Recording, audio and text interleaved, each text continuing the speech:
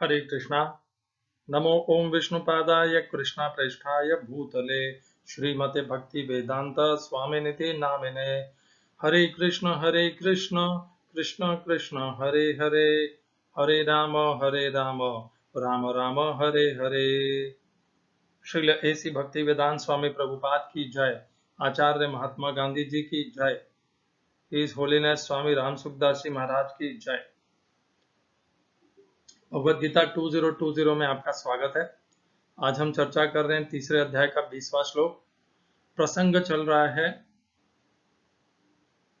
कर्मयोग का। कर्मयोग के अंदर भीतर विशेषतया अनासक्ति का, अनासक्त होकर के कैसे कर्मयोगी बनना है, अनासक्ति का लक्षण हम आगे बढ़े इसके पहले हम पुनर्कथन कर लेते हैं तीसरे अध्याय के 19वें श्लोक की, जिसका सीधा संबंध है तीसरे अध्याय के 20वें श्लोक से। आज हम दो श्लोक की चर्चा करेंगे। तीसरे अध्याय का 20वां तथा 21वां श्लोक, दोनों श्लोक एक दूसरे से जुड़े हुए हैं। तीसरे अध्याय का 19वां श्लोक, तस्मात् असक्तः सततं कार्यं कर्म समाचर, असक्तो याचरन् कर्म परमाप्नोति पुरुषः। अतः कर्मफल में आसक्त हुए बिना मनुष्य को अपना कर्तव्य समझकर निरंतर कर्म करते रहना चाहिए, क्योंकि अनासक्त होकर कर्म करने से परब्रह्म अर्थात परम की प्राप्ति होती है। हिंदी अनुवाद गीता यथारूप श्रील प्रभुपाद। तस्मात्, तस्मात् का अर्थ है इसलिए, असक्त सदैव अनासक्त होकर के सततम कार्य करना चाहिए और इस अच्छे से कार्य करना चाहिए। समाचार असक्तो, जब अनासक्त होकर के कर्म करते हैं, आचरण करते हैं, तब उस कर्म करने के आचरण और अनुसरण से परम पूर्ण पुरुषोत्तम भगवान श्री कृष्ण की परम धाम की, परम ब्रह्म की प्राप्ति होती है। आसान सरल उपाय बताया, उसमें ना तो धन की आवश्यकता है, न पद की आवश्यकता है, न महलों की आवश्यकता है, न बड़े बड़े मंदिरों और मठों की आवश्यकता है। कितना सरल उपाय बताया जो कोई भी गृहस्थ अपने जीवन में अपना सकता है। भगवान ने बताया अनासक्त होकर के अपने समस्त कर्मों को करना चाहिए और निरंतर इस प्रकार अनासक्त होकर के करने से पूर्ण पुरुषोत्तम भगवान की प्राप्ति हो जाएगी। परंतु ये अनासक्त को स्वीकार करने के लिए, अंगीकार करने के लिए, धारण करने के लिए योग्यता चाहिए, पात्रता चाहिए।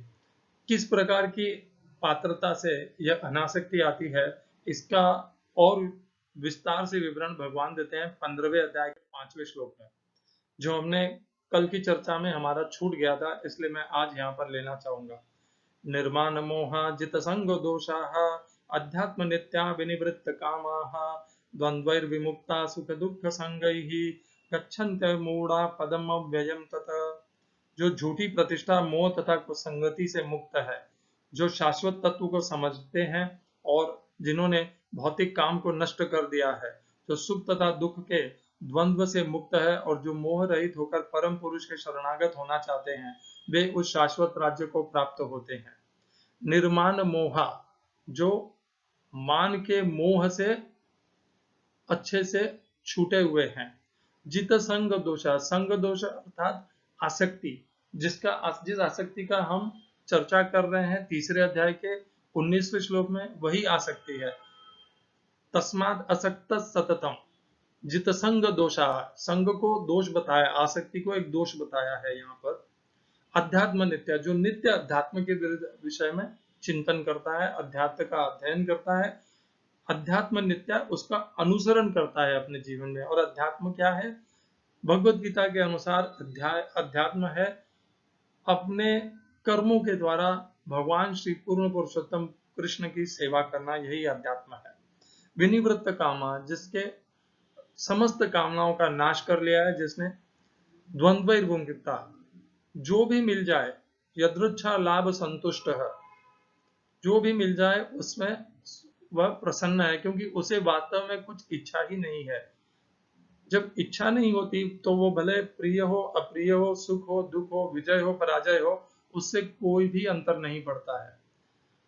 तो इस प्रकार का ये जो सारे लक्षण हैं, ये जिस मनुष्य में होते हैं, वह क्या करता है? वह गच्छन्त अमूढ़ाः, मूढ़ा नहीं है यहाँ पर शब्द, आपको संस्कृत में मूढ़ा दिखता होगा, परंतु आप उसका पदच्छेद देखिए, वहां पे आपको अमूढ़ दिखेगा। अमूढ़ा मतलब जो मोह से पूर्णतया एकदम निकल गए, छूट गए हैं, वह उस परम पद भगवान के धाम को, परम धाम को प्राप्त करते हैं। तो पुनः हम वही करेंगे जो तीसरे अध्याय के 19वें श्लोक में तो केवल एक ही लक्षण बताया था, अनासक्ति। यहाँ पर साथ में क्या क्या लक्षण और बताया है? जिसमें मोह नहीं है, जिसमें मान की इच्छा नहीं है, जो नित्य अध्यात्म का, धर्म का, कर्तव्य का, कर्म का अनुसरण करता है, जो सदैव हर प्रकार की कामनाओं से मुक्त हो गया, कोई भी कामना शेष नहीं है। यह भी कामना नहीं है कि मुझे मोक्ष चाहिए, मुझे भगवान की सेवा, कुछ भी कामना नहीं है, बस वो पूर्णतया मुक्त हो गया है।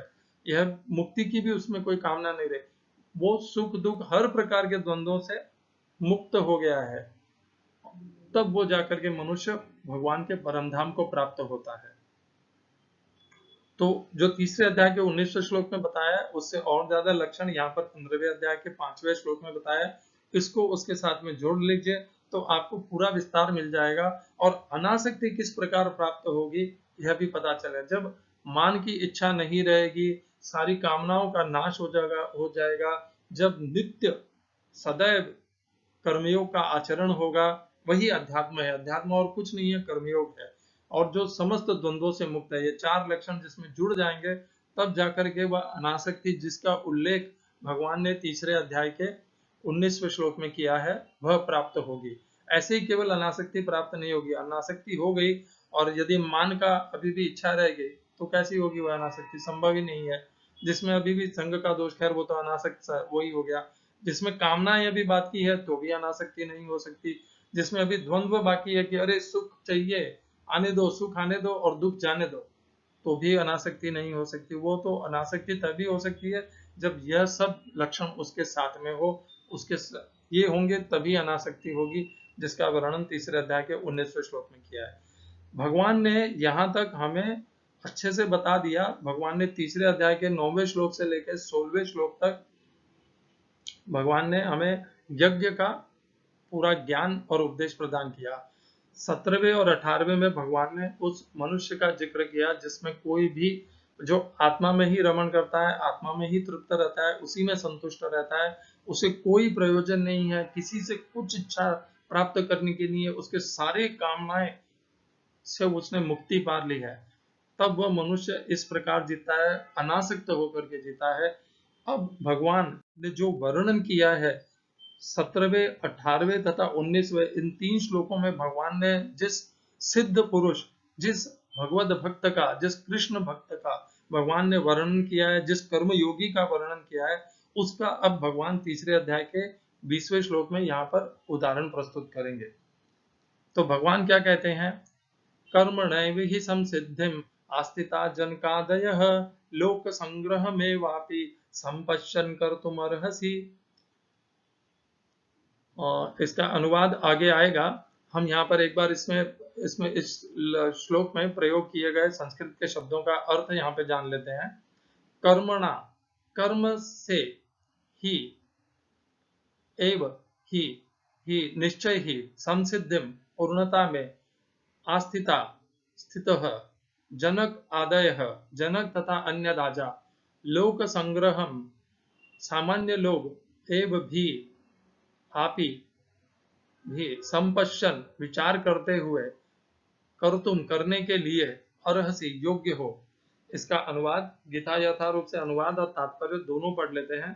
अनुवाद है, जनक जैसे राजाओं ने केवल नियत कर्मों को करने से ही सिद्धि प्राप्त की, अतः सामान्य जनों को शिक्षित करने की दृष्टि से तुम्हें कर्म करना चाहिए। ध्यान रखिए, प्रभुपाद ने यहाँ पर नियत कर्म शब्द का प्रयोग किया है, परंतु नियत कर्म को भगवान ने बहुत पहले ही छोड़ दिया था, तीसरे अध्याय के 8वें श्लोक में। और नियत शब्द से तो बहुत निम्न श्रेणी का है।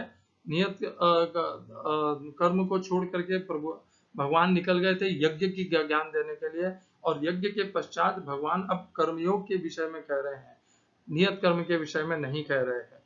तात्पर्य, जनक जैसे राजा स्वरूप सिद्ध व्यक्ति थे, अतः वे वेदानुमोदित कर्म करने के लिए बाध्य न थे। तो भी वे लोग सामान्य जनों के समक्ष आदर्श प्रस्तुत करने के उद्देश्य से सारे नियत कर्म करते रहे। जनक सीता जी के पिता तथा भगवान श्री राम के ससुर थे। भगवान के महान भक्त होने के कारण उनकी स्थिति दिव्य थी, परंतु चूंकि वे मिथिला, जो भारत के बिहार प्रांत में एक परगना है, के राजा थे, अतः उन्हें अपनी प्रजा को यह शिक्षा देनी थी कि कर्तव्य पालन किस प्रकार किया जाता है। भगवान कृष्ण तथा उनके शाश्वत सखा अर्जुन को कुरुक्षेत्र के युद्ध में लड़ने की कोई आवश्यकता नहीं थी, किंतु उन्होंने जनता को यह सिखाने के लिए युद्ध किया कि जब सत्परामर्श असफल हो जाते हैं तो ऐसी स्थिति में हिंसा आवश्यक हो जाती है। कुरुक्षेत्र युद्ध के पूर्व युद्ध निवारण के लिए भगवान तक ने सारे प्रयास किए, किंतु दूसरा पक्ष लड़ने पर तुला था, अतः ऐसे सद्धर्म के लिए युद्ध करना आवश्यक था। यद्यपि कृष्ण भावना भावित व्यक्ति को संसार में कोई रुचि नहीं हो सकती, तो भी वह जनता को यह सिखाने के लिए कि किस तरह रहना और कार्य करना चाहिए, कर्म करता रहता है। कृष्ण भावनामृत में अनुभवी व्यक्ति इस तरह कार्य करते हैं कि अन्य लोग उनका अनुसरण कर सकें, और इसकी व्याख्या अगले श्लोक में की गई है।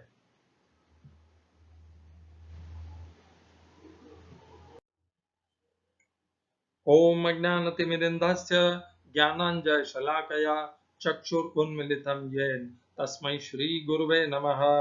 एकं शास्त्रं देवकीपुत्रगीतम् एको देवो देवकीपुत्र एव एको मन्त्रस्तस्य नामानि यानि कर्मापेकं तस्य देवस्य सेवा। श्रीमद् भगवद गीता। पूर्ण पुरुषोत्तम भगवान श्री कृष्ण, उनके नाम का महामंत्र हरे कृष्ण कृष्ण कृष्ण हरे हरे, हरे राम राम राम हरे हरे, और कर्म के द्वारा उनकी सेवा, यही जीवन के आधार हैं, यही अध्यात्म के आधार हैं। हरे कृष्णा। आज हम चर्चा कर रहे हैं तीसरे अध्याय के 20वें श्लोक की।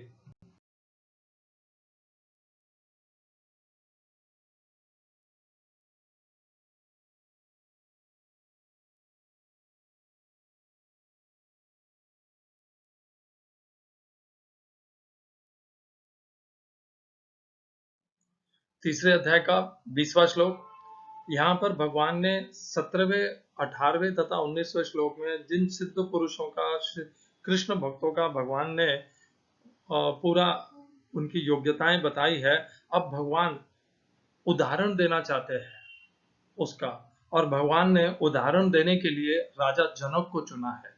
तो भगवान कहते हैं तीसरे अध्याय के 20वें श्लोक में, कर्मणैव ही संसिद्धिम, कर्म के द्वारा ही संसिद्धिम अर्थात शुद्धता, पवित्रता तथा सफलता मिली है। किसको? जनक आदि राजाओं को। किसके माध्यम से मिली है? कर्म के द्वारा। कर्म सकाम कर्म नहीं, कर्मयोग के द्वारा। यह कैसे पता चलता है? 17वें, 18वें और 19वें श्लोक से, जिसके तुरंत पश्चात यह श्लोक आता है, और उसमें अनासक्ति का, कोई प्रयोजन नहीं होने का, कामनाओं से निवृत्त होने का, आत्मा में ही रमण करने वाले जिस भक्त का वर्णन हुआ है, वही है राजा जनक, और वे कर्म में, सदैव कर्मयोग में स्थित थे।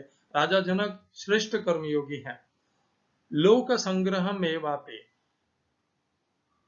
जन समुदाय को मार्गदर्शन करने के लिए, उन्हें मार्ग में प्रोत्साहित करने के लिए भी तुम्हें मनुष्य को विचार करके कर्मयोग में प्रवृत्त होना चाहिए। तो भगवान की इच्छा क्या है? भगवान की इच्छा है कि मनुष्य कर्मयोग में प्रवृत्त हो, और यह भगवान की इच्छा है।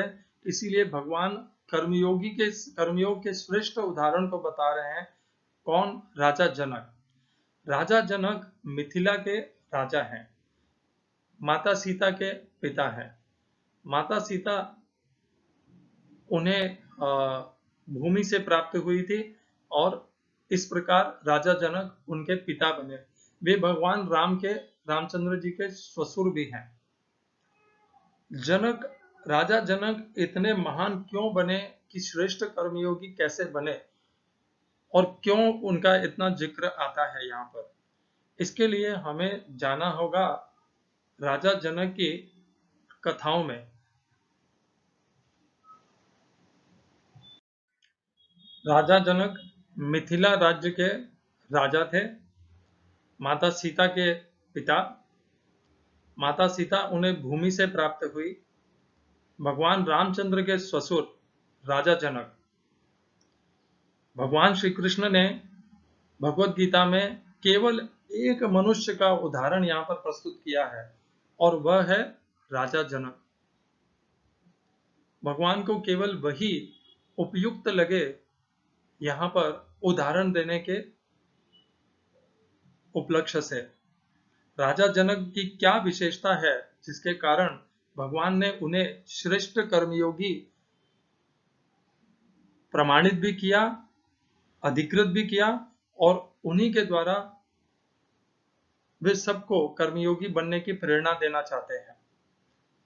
इसके लिए हमें जाना होगा राजा जनक और ऋषि अष्टावक्र की कथाओं में। ये कथाएं आपने बहुत बार सुनी होंगी, इसीलिए मैं उसे विस्तार में नहीं कहूंगा, बहुत संक्षेप में कहूंगा, परंतु मुख्य महत्वपूर्ण बातों को कहूंगा। राजा जनक मिथिला के राजा थे और उन्हें ब्रह्म ज्ञान प्राप्त करने की पिपासा थी, जिज्ञासा थी कि वे ब्रह्म ज्ञान को प्राप्त करें और इसीलिए वे अपने राज दरबार में अच्छे से अच्छे विद्वानों को, ऋषियों को, संतों को स्थान देते थे और सदैव उनसे परामर्श करते थे, उनसे चर्चा करते थे और उनसे ज्ञान को प्राप्त करते रहते थे। यह उनके जीवन का तरीका था, आदर्श था और इसी प्रकार वे सदैव ज्ञान के लिए इच्छुक रहते थे। प्रयोजन भले कोई भी हुआ हो, एक बार किसी कारणवश ऋषि अष्टावक्र का राजा जनक के दरबार में आगमन हुआ। उसका प्रयोजन हो सकता है, हम मान लेते हैं कि राजा जनक ने एक प्रतियोगिता की रचना की कि जो इस प्रतियोगिता में सर्वश्रेष्ठ ब्रह्मज्ञानी माना जाएगा उसे मैं पुरस्कार दूंगा।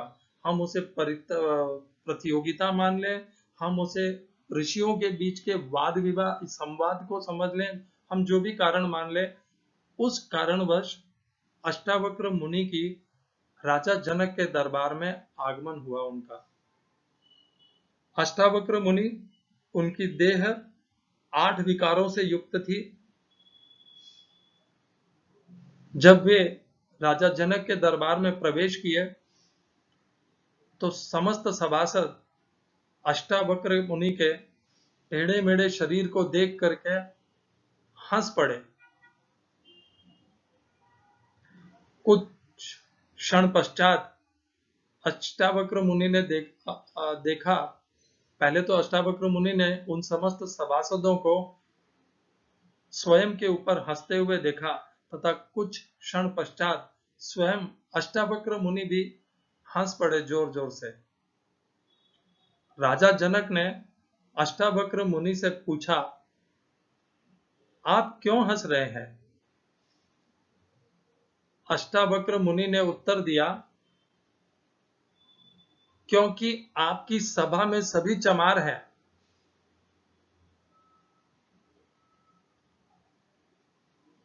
राजा जनक ने पूछा, आपने इन सभासदों को चमार क्यों कहा?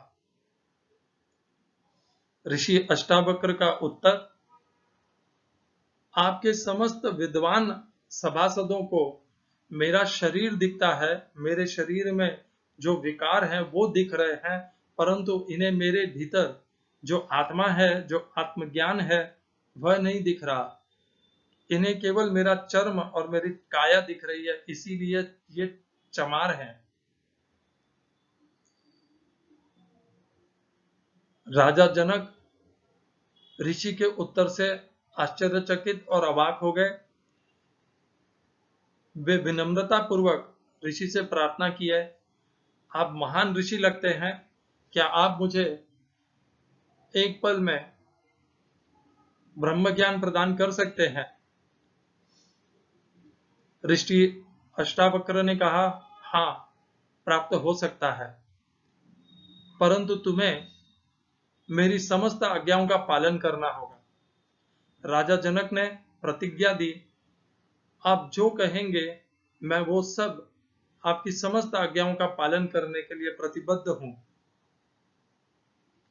ऋषि अष्टावक्र की पहली आज्ञा राजा जनक को, हे राजा, तुम अपने राज सिंहासन को तथा राज चिन्हों को त्याग करके इन समस्त सभासदों के मध्य में आकर बैठ जाओ। राजा जनक ने तत्क्षण अपने राज सिंहासन को, राज चिन्हों को, राज मुकुट को त्याग करके वे एक साधारण सभासद के भांति आकर के अन्य सभासदों के मध्य में बैठ गए। इस पहले परिवर्तन से राजा जनक ने अपना समस्त मान, समस्त प्रतिष्ठा सबको जीत लिया तुरंत। ऋषि अष्टावक्र की दूसरी आज्ञा, अब तुम अपने देह के संबंधों को और देह को त्याग दो। राजा जनक ने तत्क्षण अपने देह के जितने भी संबंध थे, पत्नी, पुत्री, भाई, जो भी उनके संबंध थे, और इस देह से जो भी उनके संबंध, भले जीवित हो या निर्जीवित वस्तुएं हो, उन सब से उन्होंने अपने संबंधों को समेट करके अपने आप को आत्मा में स्थिर कर लिया। जित संग दोषाह, अनासक्त हो गए वे। ऋषि अष्टावक्र की तीसरी आज्ञा, अब तुम अपने समस्त सुख, वैभव, ऐश्वर्य, संपत्ति सबका त्याग कर दो। राजा जनक ने तत्क्षण अपने समस्त संपत्ति, वैभव, ऐश्वर्य, सुख सब कुछ त्याग दिया, राज्य भी त्याग दिया, और वे एक साधारण भिक्षुक बन गए मन से। तुरंत उन्होंने अपने समस्त दोषों को जीत लिया। ऋषि अष्टावक्र की तीन आज्ञाएं, पहला, राज्य सिंहासन तथा राज्य को त्याग दो। दूसरा, शरीर तथा शरीर के संबंधों को त्याग दो।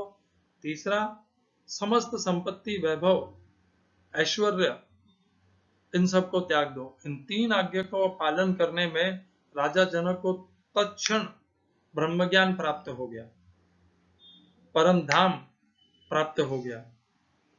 कैसे यह संभव है? आप प्रश्न उठाएंगे कि सच में ऐसा हुआ था क्या? हाँ, हुआ था। इसीलिए आज हमने उस श्लोक की चर्चा की थी, 15वें अध्याय का 5वां श्लोक। पुनः एक एक उसके लक्षणों को हम राजा जनक और अष्टावक्र की इस कथा में उसको तोलते हैं, उसकी तुलना करते हैं। निर्माण मोहा जित संग दोषाहा, पहला लक्षण है निर्माण मोहा। मान क्या था कि मैं राजा हूं और ये मेरी प्रजा है और ये मेरे राजसीय चिन्ह है। पहली आज्ञा से ऋषि अष्टावक्र ने राजा जनक के समस्त मान सम्मान प्रतिष्ठा का नाश कर दिया। राजा जनक ने राज चिन्ह, राज सिंहासन को त्याग करके निर्माण मोहा बन गए। दूसरी आज्ञा क्या थी? देह और देह के संबंधों को त्याग दो। राजा जनक ने समस्त संबंधों को, देह के प्रति जो निर्वाह करने की, देखभाल करने की जो उनकी नित्य भय और एक उनकी संकोच जो बना रहता था, उसको त्याग दिया। तत्क्षण वे क्या हुआ? अगले लक्षण को प्राप्त कर गए। निर्माण मोहा जित संग दोषाहा, शरीर से, देह से जितने भी उनके संग थे, संबंध थे, सबके प्रति अनासक्त हो गए, इन समस्त दोषों से मुक्त हो गए। दूसरा लक्षण उन्होंने प्राप्त कर लिया। तीसरा लक्षण उन्होंने कहा अपना सब कुछ त्याग दो। उसके पहले आता है उस श्लोक में अध्यात्म नित्या विनिवृत्त कामाहा। अध्यात्म नित्या, राजा ने जब ये सब त्याग दिया तब वे अपने आत्म में स्थिर हो गए, क्योंकि देह से उन्होंने अपना परिचय क्षीण कर लिया था, हटा लिया था, देह तथा देह के संबंधों से। तब वे किस में स्थिर हो गए? अपने आत्म में। आत्म में स्थिर होने का अर्थ होता है नित्य अपने आप को जीवात्मा स्वरूप, आत्म स्वरूप जान करके अनुसरण करना, और वही है तीसरा लक्षण अध्यात्म नित्या। नित्य आत्म स्वरूप को जानते हुए उसी के अनुसार अनुसरण करना, नित्याहा, नित्य अनुसरण करना। चौथा विनिवृत्त कामाहा, ऋषि अष्टावक्र की तीसरी आज्ञा क्या थी? अपने समस्त सुख वैभव राज संपत्ति सबका त्याग कर दो। राजा जनक ने तत्क्षण अपने सारे वैभव सुख संपत्ति राज्य सब का त्याग कर दिया, तो वे अपनी समस्त कामनाओं से मुक्त हो गए। विनिवृत्त कामाः, तीसरा लक्षण भी तत्क्षण राजा जनक ने प्राप्त कर लिया। अगला लक्षण इसी के साथ में उन्हें मिल गया। जब राजा जनक ने अपनी समस्त संपत्ति सुख वैभव ऐश्वर्य का त्याग कर दिया, तब उन्हें कोई भय नहीं रहा कि अब भविष्य में मेरे शरीर का निर्वाह कैसे होगा, मैं क्या भोजन प्राप्त करूंगा, कहाँ रहूंगा, किस अवस्था में रहूंगा, मेरा कैसे होगा जीवन। उन्होंने कोई भय नहीं रखा, कोई संशय नहीं रखा अपने मन में। तो वे क्या हो गए? द्वंद्वैर विमुक्ता सुख दुख संग ही। सुख आएगा, दुख आएगा, प्रिय होगा, अप्रिय होगा, वे उससे मुक्त हो गए समस्त द्वंद्वों से। चौथा लक्षण भी राजा जनक को तत्क्षण ऋषि के केवल 3 आज्ञाओं का पालन करने से प्राप्त हो गया, और तत्क्षण वहां पर उसी समय राजा जनक को ब्रह्म ज्ञान प्राप्त हो गया।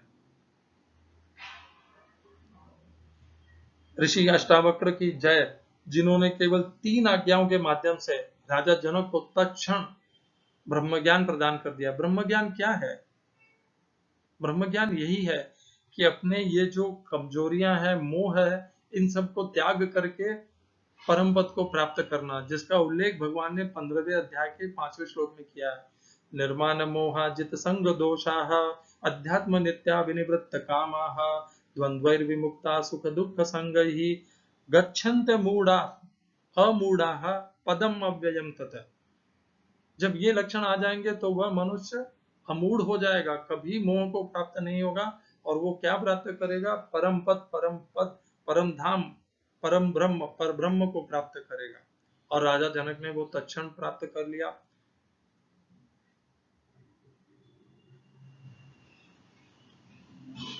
ये सब क्या करने से मिला? क्या राजा जनक ने कुछ प्राप्त करने से मिला? नहीं, राजा जनक को सब त्याग देने से मिला, छोड़ने से मिला। हम जीवन भर क्या करते हैं? प्राप्त करने का प्रयत्न करते हैं।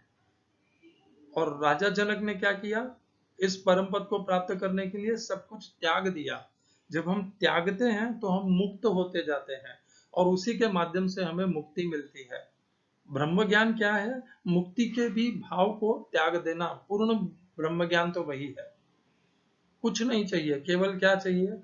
निर्माण मोहा जित संग दोषाः अध्यात्म नित्या विनिवृत्त कामाः द्वंद्वैर विमुक्ता सुख दुख संग ही। ये लक्षण चाहिए, अनासक्ति चाहिए। जब ये प्राप्त हो गई तो परब्रह्म परम धाम प्राप्त हो गए। कुछ प्राप्त नहीं करना है, इनको छोड़ना है। जो कुछ भी हमने आज तक अपने आप को जिनसे बांध रखा है, जिनको हम मैं मेरा समझ करके बैठे हैं, वो सब त्यागना है। ऋषि अष्टावक्र ने राजा जनक का सब कुछ छीन लिया, ऐसा लग रहा है हमें। ऋषि अष्टावक्र ने राजा को कहा, अब तुमने सब कुछ त्याग दिया है, तो अब तुम क्या करो? हम सोच रहे होंगे कि ऋषि अष्टावक्र ने अब उन्हें कहा कि अब तुम सन्यासी बन जाओ, भिक्षुक बन जाओ, भक्त बन जाओ, प्रचार करो। नहीं, ऋषि अष्टावक्र ने ऐसा नहीं कहा। अब आता है सच्चा कर्मयोगी का पद। ऋषि अष्टावक्र ने उन्हें कहा, तुमने जो कुछ भी त्यागा है वो सब मैं तुम्हें अभी पुनः प्रदान करता हूं। आज से यह राज्य, यह राज्य का राजा का पद, यह सब वापस तुम्हें प्राप्त हुआ, परंतु तुम उनके भोगी नहीं बनोगे। आज से तुम्हें ये मैं दे रहा हूं, ये मेरा हो गया और मैंने तुम्हें दिया है। तुम्हें ये मैंने केवल संभालने के लिए दिया है, इनका कार्यभार संभालने के लिए दिया है। ये दिया हुआ मेरा है तुम्हें, अतः तुम केवल उनकी देखभाल करोगे। तुम प्रजा सेवक बनोगे, राज्य सेवक बनोगे। अपने आप को राजा समझ करके राजा का कर्तव्य मत निभाना। अपने आप को प्रजा सेवक और राज्य सेवक समझ करके अपने कर्म का, कर्तव्य कर्म का, राजधर्म का निर्वाह करना। राजा जनक ने उसे अंगीकार किया और ये सारे लक्षण जो हमने पहले चर्चा किए थे उन सबको अपने भीतर अच्छे से सुशोभित करके आभूषणों के जैसे राजा जनक ने क्या किया, कर्मयोगी बने। वे कर्मयोगी बन के राज्य का व्यवहार कार्यभार संभाले और प्रजाजनों को उन्होंने संतुष्ट किया, सेवा की। उन्होंने भोग नहीं किया, उन्होंने कभी अपने आप को राजा नहीं समझा, प्रजा का सेवक समझा। ये होता है प्रजा सेवक। कहने से हम प्रधान सेवक नहीं बन जाते, प्रधान सेवक का आचरण करना पड़ता है। मैं आपका प्रधान सेवक कहने से कोई सेवक नहीं बन जाता। राजा जनक से सीखिए कैसे प्रधान प्रजा सेवक बना जाता है। प्रजा के प्रत्येक दुख में उनको सहयोग देना, उनको व्यवस्था देना, उनको सहयोग देना, ये होता है प्रजा सेवक का कर्तव्य। भगवान श्री कृष्ण ने भगवत गीता में केवल एकमात्र राजा जनक का श्रेष्ठ कर्मयोगी के रूप में उनका उदाहरण प्रस्तुत किया और किसी का प्रस्तुत नहीं किया। और राजा अष्टावक्र मुनि ने राजा जनक को ये नहीं कहा कि अब तुम्हें परब्रह्म ज्ञान प्राप्त हो गया है तो अब तुम ज्ञान को प्राप्त कर लियो, इसलिए अब तुम्हें कर्तव्य कर्म को निभाने की आवश्यकता नहीं है। तुम इसे प्राप्त करके इस व्यर्थ के कर्तव्य कर्म को छोड़ करके भक्ति करो, प्रचार करो, भगवान का नाम लो। ऐसा नहीं कहा अष्टावक्र मुनि ने उन्हें। क्या कहा उन्होंने कि यही जो कुछ तुम कर रहे हो इसे सेवक समझ करके, अपना स्वयं का मान करके नहीं, तुम्हें यह पद दिया गया है मेरे द्वारा या भगवान के द्वारा, यह जान करके केवल सेवक की भावना से इनका कार्यभार संभालो। त्यागने को नहीं कहा, सन्यासी बनने को नहीं कहा। हमें कैसे करना चाहिए, अगर यदि हमें उस परब्रह्म ज्ञान को प्राप्त करना है तो हमें भी यही 3 आज्ञाओं का पालन करना है ऋषि अष्टावक्र की। पहला, हमारा पद, मैं बहुत ज्ञानी हूँ, मैं ये हूँ, मैं माता हूँ, मैं पिता हूँ, मैं इसका पुत्र हूँ, मेरा ये पद है, यह मेरे कार्य का क्षेत्र है, ये सब मान सम्मान प्रतिष्ठा को त्यागना पड़ेगा। दूसरा, शरीर तथा शरीर के समस्त संबंधों से अपने आप को मुक्त करना पड़ेगा। ये मेरा पुत्र है, ये पुत्री है, ये माता है, इन्हें मेरे साथ ऐसा व्यवहार करना चाहिए, इन्हें मेरे साथ ऐसा मुझे सम्मान देना चाहिए, मेरी ऐसी सेवा करनी चाहिए, इन्हें ऐसा नहीं करना चाहिए, ये तो ये कभी नहीं करेंगे, ये कभी मेरा साथ नहीं छोड़ेंगे। ये सारे संबंधों, संग दोषों को त्यागना पड़ेगा। तीसरा, समस्त सुख संपत्ति वैभव जो है उन्हें मन से त्यागना पड़ेगा। ये सारे त्याग मन से करने हैं। व्यावहारिक रूप से अपने जीवन को छोड़ करके सन्यासी नहीं बनना है, इन सबको मन से त्यागना है और मन से त्याग करके इन्हें भगवान का दिया हुआ समझ करके ये जिस रूप में है उसी रूप में उन्हें स्वीकार कर लेना है। यही है अध्यात्म, यही है आत्मज्ञान, यही है परब्रह्म ज्ञान। इन सब संबंधों से, इन सब बंधनों से मुक्त हो जाना ही परब्रह्म का ज्ञान है। और ये जो यात्रा है, जो अष्टावक्र मुनि ने राजा जनक को केवल 3 आज्ञाओं से प्रदान कर दी, यह यात्रा इतनी छोटी कर दी उनकी, एक पल में उन्हें ब्रह्म ज्ञान प्रदान कर दिया। ये यात्रा पूरी करने में लोगों को जन्म जन्म लग जाते हैं और उसी यात्रा को अष्टावक्र मुनि ने राजा जनक के लिए इतना सुलभ और सरल कर दिया। क्या हम भी कर सकते हैं? ये हमारी तैयारी के ऊपर है, हमारी योग्यता और पात्रता के ऊपर है। करना क्या है, जिस प्रकार राजा जनक राजा थे, हम भी अपने छोटे से परिवार के राजा हैं। हमें उस राज के समस्त ये जो हमारे साथ बंधन है, संबंध है, इनको त्याग करके कर्मी से लेकर के इस यात्रा को अपने आप को परिवर्तन करके कर्मयोगी में परिवर्तित करना है। जो परिवर्तन राजा जनक में आया अष्टावक्र मुनि की 3 आज्ञाओं को पालन करके, वही परिवर्तन हमें अपने जीवन में लाना है। इन्हीं 3 आज्ञाओं को धारण करके ये हम एक पल में भी प्राप्त कर सकते हैं और हो सकता है अनेकों जीवन में। ये हमारी स्वयं के प्रयत्न और योग्यता के ऊपर है। मार्ग तो यही रहेगा।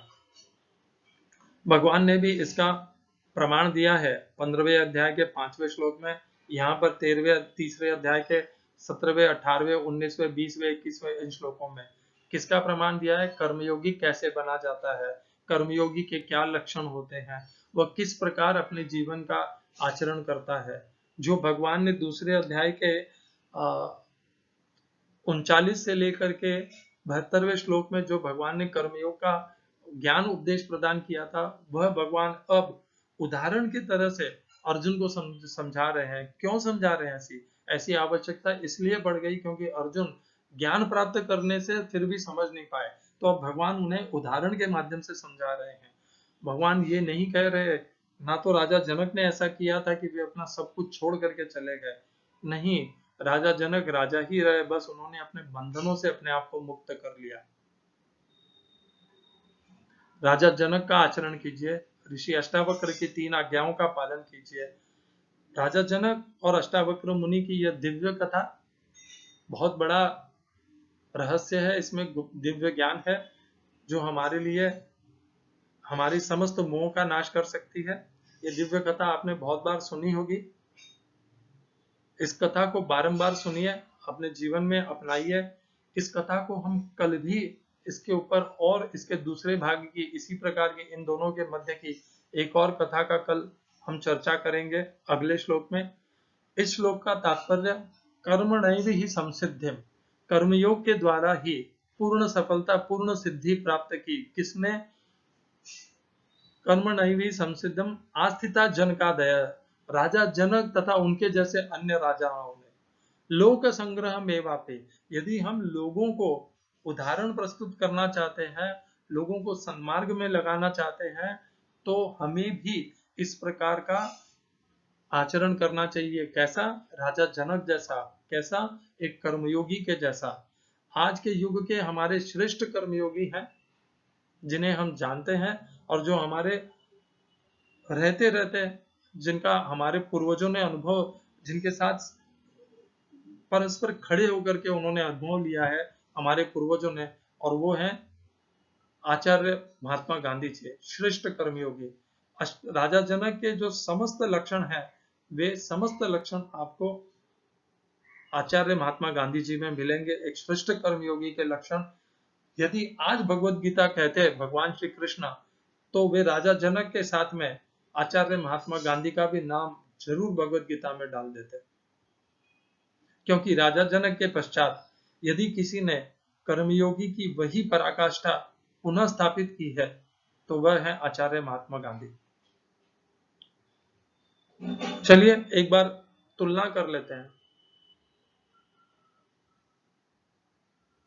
आचार्य महात्मा गांधी जी भारत के स्वतंत्रता संग्राम के सेनाध्यक्ष थे। सामने से नहीं थे, परंतु सब कुछ उनकी योजना के अनुसार होता था, और फिर भी उन्होंने कोई पद स्वीकार नहीं किया। वे केवल सबको सहयोग करते थे, सबका मार्गदर्शन करते थे, परंतु उन्होंने पद कोई स्वीकार नहीं किया। जब स्वतंत्रता प्राप्त हो गई तब भी उन्होंने पद स्वीकार नहीं किया। तो वो पहला हो गया निर्माण मोहा। जित संग दोषाः, आचार्य महात्मा गांधी जी ने उनकी जितनी भी संस्थाएं थी, उन्होंने कभी कोई भी भूमि स्वतः के नाम के ऊपर, कोई भी धन संपत्ति ऐश्वर्य वैभव सुख स्वयं उनका कुछ भी नहीं था। जो कुछ भी था गांधी जी की समस्त संस्थाओं का था, और गांधी जी के पश्चात वे सब उनकी संस्थाओं को मिल गया। उनकी जो संबंध थे वो केवल अपने परिवार से संबंधित नहीं थे। आश्रम में इस पूरे भूवर्ग में, पूरे पृथ्वी पर जितने भी मनुष्य थे, आचार्य महात्मा गांधी जी का सबसे एक ही संबंध था, और वह था सेवा का। उन्होंने अपने परिवार के समस्त संबंधों के ऊपर विजय प्राप्त कर ली थी, देह के समस्त संबंधों पर विजय प्राप्त कर ली थी। तो हुआ जित संग दोषाः अध्यात्म नित्या, वे आजीवन आध्यात्मिक जीवन जीते रहे। कोई उनकी व्यक्तिगत कामनाएं नहीं रही, न कोई व्यक्तिगत प्रयत्न रहे, न कोई व्यक्तिगत अभिलाषाएं रही। वे नित्य अपने आत्मज्ञान आत्मा में स्थिर रहे और उसी के अनुसार उन्होंने आचरण किया। विनिवृत्त कामा, इसका हम पहले ही चर्चा कर चुके हैं। उनकी व्यक्तिगत कोई कामनाएं नहीं थी, और उनकी यह भी कामना नहीं थी, आप यह जान करके आश्चर्य करेंगे कि आचार्य महात्मा गांधी की कामना यह भी नहीं थी कि भारत को स्वतंत्रता मिल जाए। वे तो केवल एक अध्यात्म के मार्ग का अनुसरण कर रहे थे कि अहिंसा का आंदोलन इस प्रकार से होना चाहिए, असहयोग का आंदोलन ऐसे होना चाहिए। ब्रिटिश अंग्रेजी साम्राज्य से भारत को स्वतंत्रता मिले, ये लक्ष्य तो उनका बहुत 1935-40 के बाद में ये उनका लक्ष्य बना, जब उन्होंने 1942 में क्विट इंडिया मूवमेंट प्रस्तुत किया। उसके पहले उन्होंने ऐसा कोई इच्छा नहीं की थी कि भारत अंग्रेजों और ब्रिटिशों के से स्वतंत्र हो जाए, क्योंकि उनका लक्ष्य तो था मनुष्य को अध्यात्म के मार्ग से ले जाकर के उनका उद्धार करना, उनका कल्याण करना। द्वंद्वैर विमुक्ता सुख दुख संगहि है। कितने भी उनके जीवन में दुख आए, सुख आए, प्रिय हो अप्रिय हो, हिंदुस्तान का बंटवारा हो गया, हिंदुस्तान पाकिस्तान बन गया, हिंदू हिंदू मुस्लिमों को मुस्लिम हिंदुओं को मारने लगे, हिंदू मुस्लिमों को मारने लगे, कितना भी दुख आए अप्रिय हो, वे फिर भी अपने कर्तव्य पथ पर स्थिर रहे। कितने भी उनके ऊपर आक्रमण भी हो गए तो तब भी उन्होंने अपना कर्तव्य पथ नहीं छोड़ा। द्वंद्वैर्विमुक्ता सुख दुख सुखैः गच्छन्त मूढ़ा पदम व्ययम तथा। इसीलिए वे भी सदैव कर्मयोग में लगे रहे। उन्होंने ये सब लक्षण उस अनासक्ति, उस पर ब्रह्म पर ज्ञान को प्राप्त करके संन्यास नहीं ले लिया, वे कर्मयोग में लगे रहे। आचार्य महात्मा गांधी जी की जय। हमने दो उदाहरण लिए, 15वें अध्याय के 5वें श्लोक का के आधार से सबको समझा, सारे ज्ञान को समझा, सारी कथा को समझा, और इसी से हमने तीसरे अध्याय के 20वें श्लोक को भी समझा कि कर्म के द्वारा ही भगवान कहते हैं ये सब सिद्धि प्राप्त होती है। और पहले पुरातन में भी काल में भी राजा जनक ने इसी प्रकार इसको प्राप्त किया था और उसका फिर निर्वाह भी किया कर्मयोगी के उदाहरण को। आगे की चर्चा कल के लिए। श्रील ऐसी भक्ति वेदांत स्वामी प्रभुपाद की जय। आचार्य महात्मा गांधी जी की जय। अष्टावक्र मुनि की जय। नमो ब्रह्मण्य देवाय गोब्राह्मण हिताय च जगद्दिताय कृष्णाय गोविंदाय नमो नमः। कर्मयोग की जय।